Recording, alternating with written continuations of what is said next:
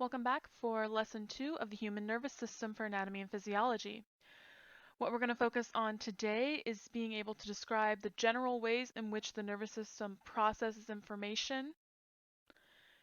We will explain the structure of a synapse and how it allows information to be passed from one neuron to another.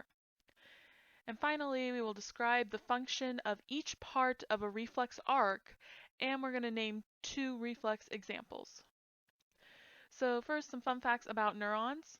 The longevity, I mentioned this last time, but to go over it again, they can live and function for an entire lifetime. That's why if you do damage nerves, you can end up paralyzed for life because they don't necessarily grow back as they were before or even at all. They don't really divide. Fetal neurons lose their ability to undergo mitosis. Mitosis is that cellular reproduction. There are still some neural stem cells that are an exception to this, but for the most part, your neurons will not divide. And then finally, they have a very high metabolic rate, which would make sense. They require a lot of oxygen and glucose to function. Your brain is always working. Your senses are always detecting things, whether that is you sitting there listening to this PowerPoint or you reaching out and touching your mouse or keyboard, whatever it is you're doing, your brain is functioning and that requires oxygen and glucose to do that. A fun little thing, if you ever happen to be around a baby, their nerve fibers, as we talked about last time, the myelin that helps to insulate them, their fibers are unmyelinated, which means they don't have the same control that we do. So this causes their responses to stimuli to be more coarse and sometimes involve the whole body. So like you scare a baby, the whole body will jump versus if you come up and tap somebody on the shoulder, they might only jump a little bit. You definitely notice this as children develop. You develop your fine motor skills. When you're little, it's a lot harder to write with a pencil than it is when you're in high school. So what we see here is the cell membrane potential. And basically what this is a nerve impulse.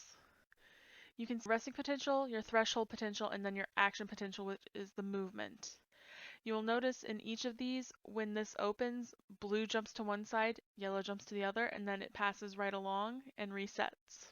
Nerve pulses are basically going to be a weak electrical current. It's a wave that is sent through your body. So the process of this that we saw there with those images, that was going really, really quick. So you start with the neural membrane at its resting potential. You have sodium outside of the cell, and you will have potassium inside of the cell. The threshold stimulus is received. The sodium channel then opens. So once you get this stimulus, that amount to cause this to happen, that threshold stimulus, the channel will open. And because there's a lot more on the outside of the cell than on the inside of the cell, the sodium rushes in. And this depolarizes the membrane. So basically you had the positive ions out here and the negative ones inside. So now all these positive ones are rushing in. When this happens, the potassium channels then open. These potassium ions then rush out, repolarizing the membrane. So one rushes in, the other rushes out. So it results in kind of a wave action. And as this works, it travels along the neuron's axon. So this area here represents the axon of the nerve. And this is just a very kind of small electrical current that stimulates the membrane.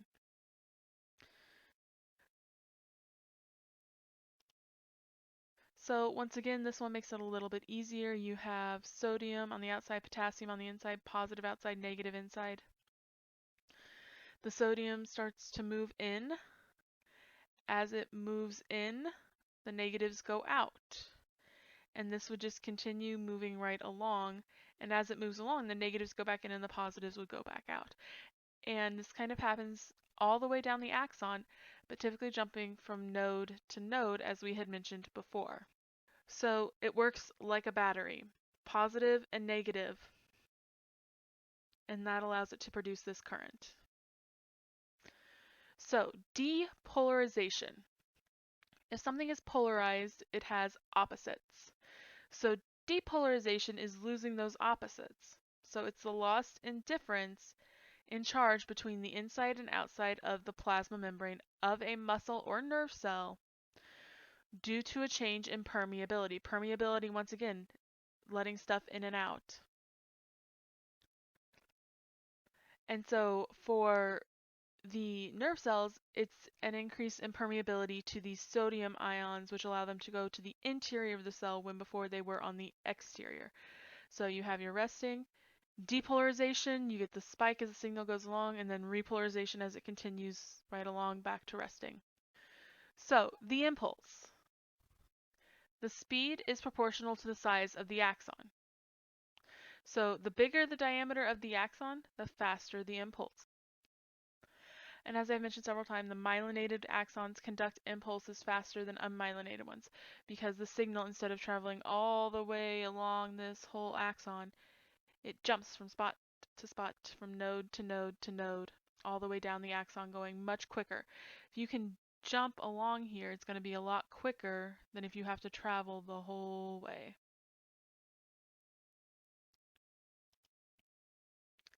So, what happens when it reaches the end of the neuron?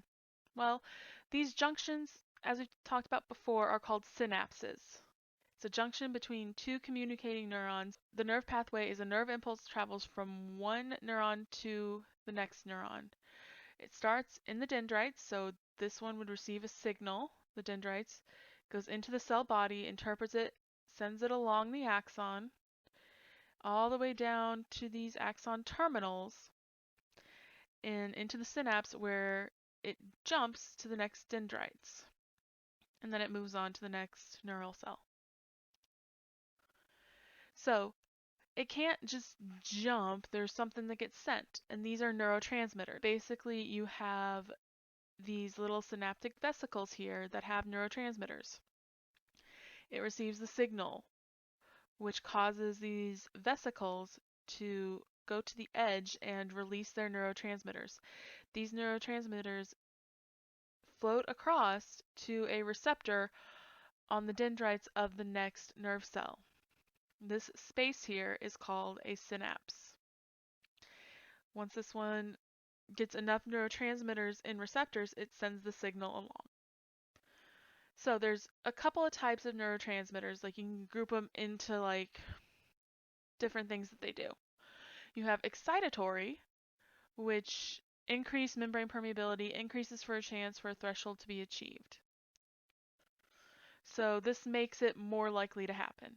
And then you have inhibitory, which inhibits or decreases the membrane's permeability.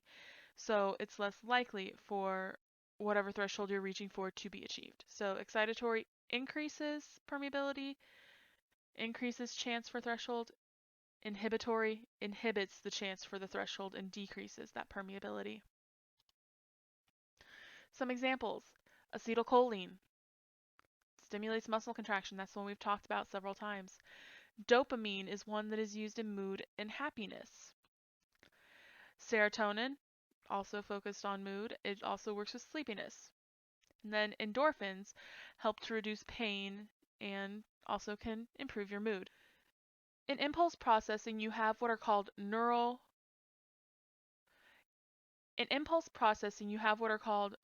pools. These are groups of neurons that work together to perform a common function. So tying your shoe, riding a bike, anything that requires multiple things at once. So when you are riding a bike, your feet moving and you're balancing. All of those together, all of your neurons together work in this neuronal pool to help perform the whole function of riding a bike. So the pathways. We talked about very quickly last time how you have a stimulus, then you interpret it, and then you have the reaction. Some are a little bit quicker, and you have what are called reflex arcs, or just your reflexes. It's a simple path. These only run to the spinal cord. These actually don't reach all the way to the brain, because it's like, okay, we know exactly what we're going to do, and we don't need input from the brain to tell us how to do it. So it's only a few neurons. These are going to be involuntary and pretty much instant. I tend to call them knee-jerk reactions. And that relates to the knee-jerk reflex. That helps you to remain upright. You trip and you step out trying to catch yourself. That is a knee-jerk reflex. Another one that probably we all have done at some point, withdrawal reflex.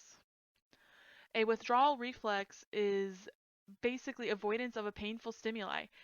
This goes back to you touching that hot stove. If you touch a hot stove, you pull your hand back immediately because it hurts. That signal doesn't have to go all the way to your brain and go back down. It literally goes to the spinal cord, out to your hand, or whatever you touched it with, and you pull back. So withdrawal reflexes and knee-jerk reflexes are two very common ones that you see.